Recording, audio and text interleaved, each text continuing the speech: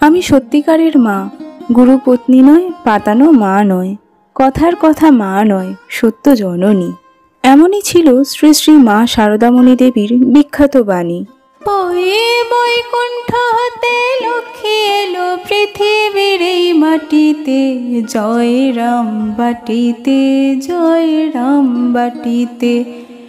গ্রামখানি যে ধন্য হলো মায়ের চরণ ধুলিতে, জয় রাম বাটিতে, জয় রাম বাটিতে। আগামী ৪ঠা শ্রাবণ ২০শে জুলাই শনিবার শ্রী শ্রী মা শারদামণি দেবীর তিরোধান দিবস। প্রিয় দর্শক বন্ধুগণ, আজকের ভিডিও থেকে আপনারা জানতে পারবেন কে ছিলেন এই শ্রী শ্রী মা শারদামণি দেবী এবং কি ছিলই বা তার লীলা, কিভাবেই বা তার স্বামী শ্রী শ্রী রামকৃষ্ণ পরমহংসদেব, যিনি ঠাকুর নামে পরিচিত, তিনিও কিভাবেই বা মায়ের লীলা সঙ্গিনী এবং জীবন সঙ্গিনী ছিলেন। অবতার হওয়া সত্ত্বেও কিভাবেই বা মা এবং ঠাকুর দুজনেই বিশ্ববাসীকে তাদের সন্তান মনে করে পালন করেছিলেন। আর শেষে থাকবে মায়ের বাণী ও উপদেশ। প্রিয় দর্শক বন্ধুগণ, যদি আপনাদের ভিডিওটি ভালো লাগে তাহলে চ্যানেলটিকে সাবস্ক্রাইব করবেন এবং পাশে থাকা বেল আইকনটিকে প্রেস করবেন, যাতে আমাদের চ্যানেলের সমস্ত ভিডিওগুলি আপনারা সবার আগে পেতে পারেন। জয়রামবাটি গ্রামের এক সত্যনিষ্ঠ এবং ধর্মনিষ্ঠ ব্রাহ্মণের পর্ণকুটিরে শ্রী শ্রী মায়ের আবির্ভাব। এই দিনটি ছিল ১২৬০ বঙ্গাব্দের ৮ই পৌষ আর ইংরেজিতে ১৮৫৩ খ্রিস্টাব্দের ২১শে ডিসেম্বর বৃহস্পতিবার। পিতা রামচন্দ্র এক বৃদ্ধ পণ্ডিত মশাইয়ের নির্দেশে ও তিথি নক্ষত্রের বিচারে তাদের আদরের এই শিশুকন্যার নামকরণ করলেন শ্রীমতী ঠাকুরমানী দেবী। মা শ্যামাসুন্দরী দেবী মেয়েকে আদর করে সম্বোধন করলেন ক্ষেমঙ্করী নামে।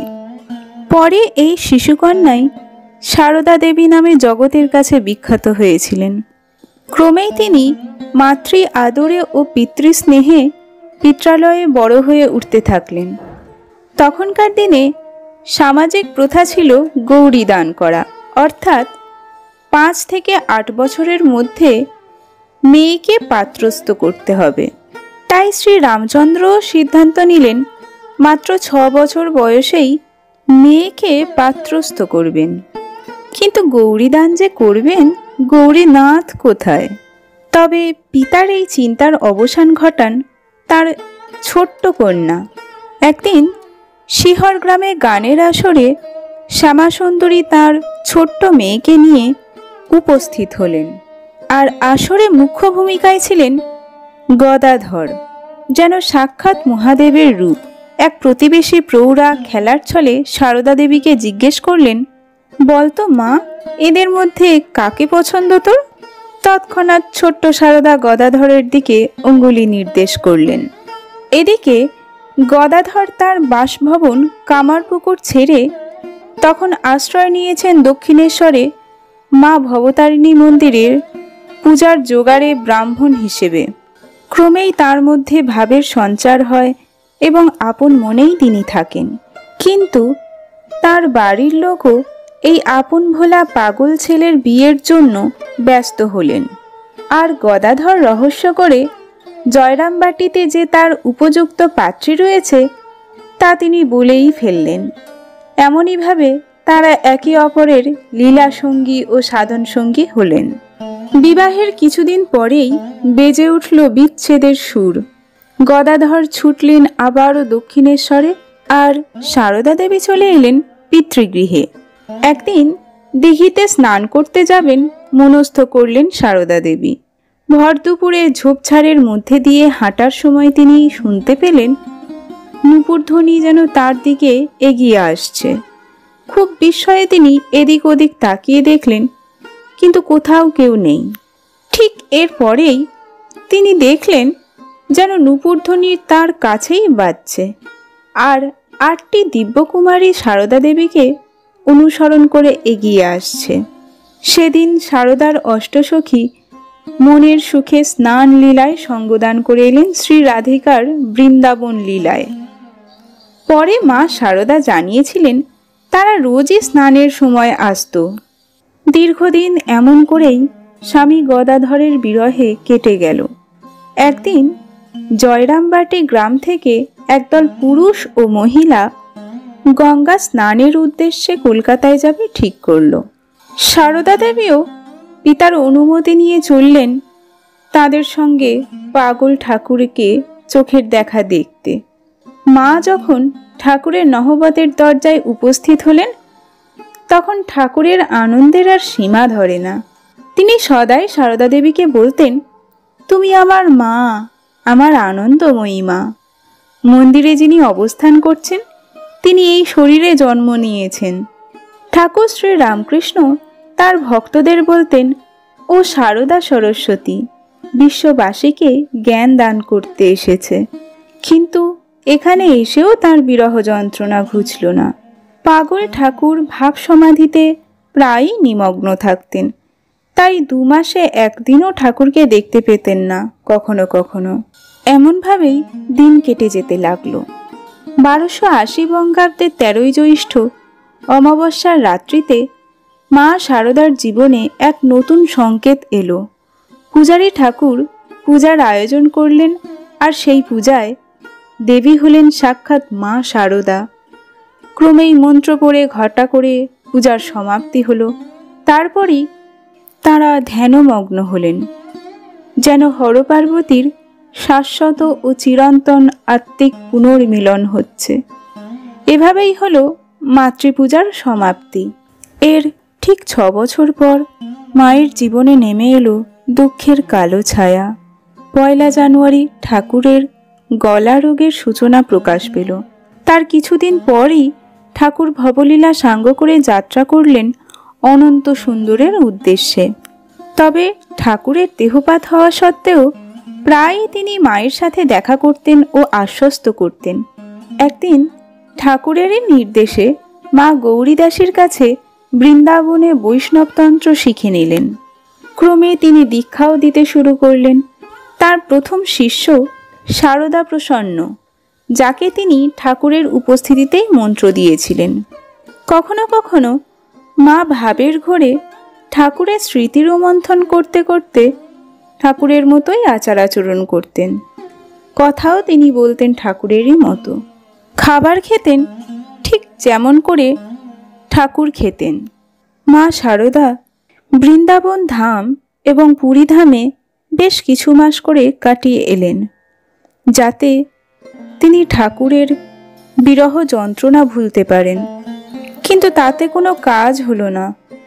বিচ্ছেদের অশান্তি লেশমাত্রও কমল না।